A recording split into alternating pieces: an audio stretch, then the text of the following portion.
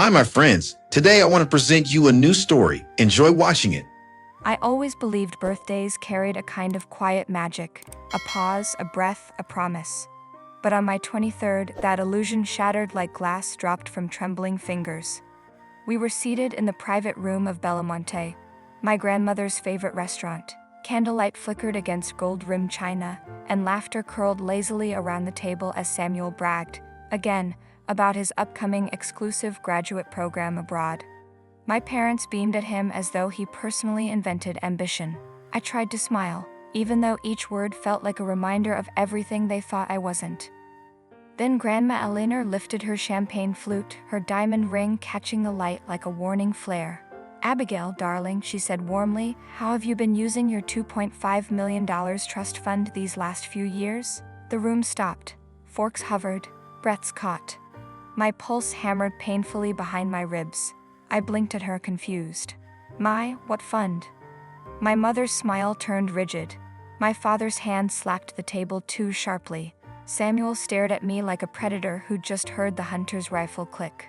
"Mother," my father hissed, "this isn't the time." Grandma's eyes narrowed. "It's 20 years past time." I felt the world tilt.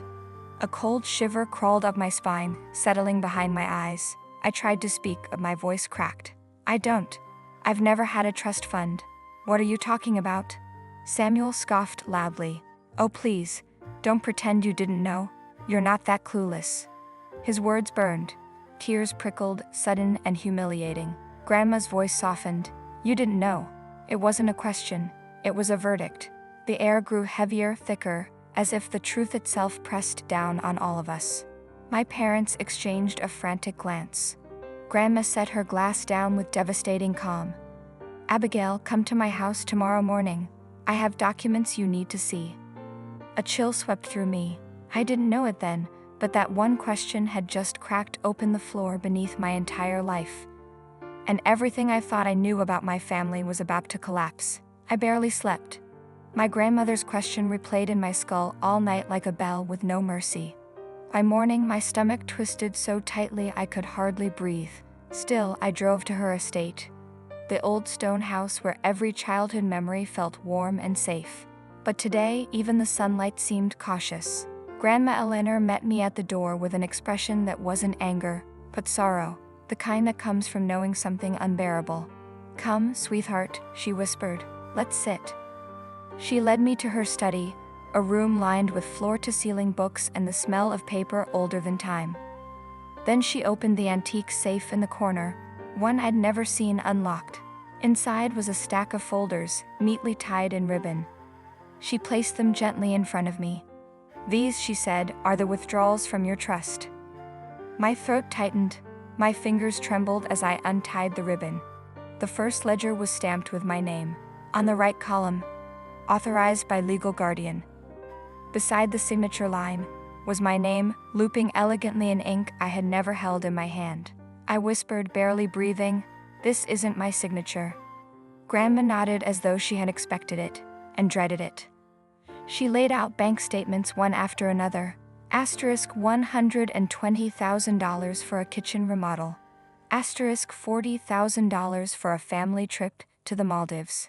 $78,000 in Samuel's tuition fees. $19,500 to pay off Samuel's credit card debt. $6,800 for a diamond ring Samuel bought for a girlfriend he later cheated on. I felt my chest constrict until tears blurred the ink on the page. "Why?" My voice cracked open. "Why would they do this to me?" Before Grandma could answer, a sharp knock shattered the silence. My parents stood in the doorway, Samuel behind them with a smirk carved across his face. Samuel stepped farther into the study, his smirk sharp and poisonous. My parents followed, wearing matching expressions of forced calm, the kind people wear when they believe they can still control the narrative. Grandma Eleanor didn't raise her voice. She didn't have to. "Sit," she said. And they did. For several minutes, the only sound was the turning of thin paper as Grandma laid out more documents. Photocopies of forged signatures, spending logs, email confirmations. My parents' faces changed with every page, draining of color, stiffening around the edges. Samuel tried to laugh. So what? You think this proves something? Grandma lifted her gaze slowly. It proves enough to require a legal review. A hush fell across the room so heavy it was hard to breathe. My father blurted, "Mother, surely we can handle this privately." "No." She cut him off like a blade. "What you've done to Abigail is not a family dispute. It's a financial crime." My stomach twisted. I didn't want any of this, yet I had been dragged into it just the same. Grandma stood, steady and resolute. "Tomorrow morning, 10 o'clock. My legal team will meet us at Harrington and Cole. You will bring every document, every statement, every receipt. And you will answer for it." Samuel scoffed, but even he couldn't hide the flicker of fear in his eyes. My parents exchanged a silent, panicked glance. By the next morning, everything would transform, and what should have been a meeting would become a trial. The following afternoon, I found myself walking into a polished conference room that smelled faintly of leather, fear, and expensive lies. Grandma Eleanor sat at the head of the long mahogany table, calm but unmovable, like a queen presiding over a silent battlefield. On one side sat the forensic accountant and 2 attorneys. On the other side, my parents and Samuel. Samuel lounged back in his chair with that smug, lazy smirk he wore whenever he believed he'd already won. My heartbeat thudded painfully. The accountant cleared his throat and began. "We will review the audit of Abigail Hart's trust fund. Every withdrawal, recorded and verified." Page after page he read dates and amounts.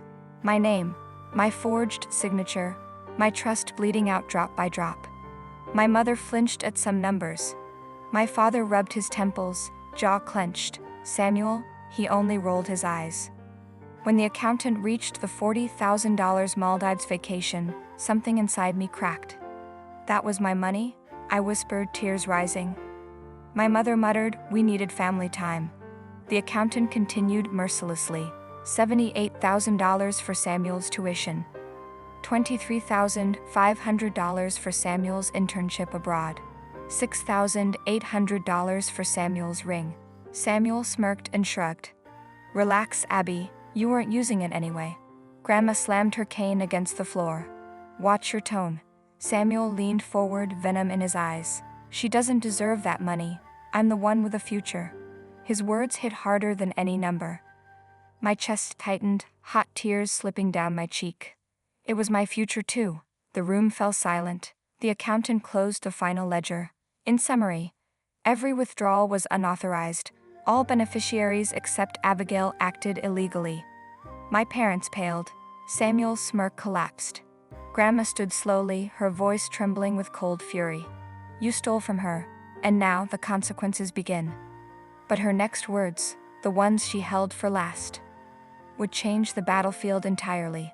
Grandma didn't sit back down. She reached into her bag and placed a thin black folder on the table with deliberate precision, the way a judge might lower a gavel before delivering a sentence. "Before we discuss restitution," she said calmly, "there is something Samuel needs to explain." My brother straightened, defensive already. "Explain what?" "I didn't do anything illegal." Grandma's lawyer opened the folder. "Actually, you did." A large photograph slid across the table. Samuel exiting a bank with a folder identical to the trust documents, followed by a grainy shot of him handing those papers to an unknown man. Samuel's face drained of color. That's taken out of context." The lawyer continued, voice steady. "You attempted to transfer the remaining balance of Abigail's trust into your personal startup account. A transfer that would have zero legal protection and no oversight.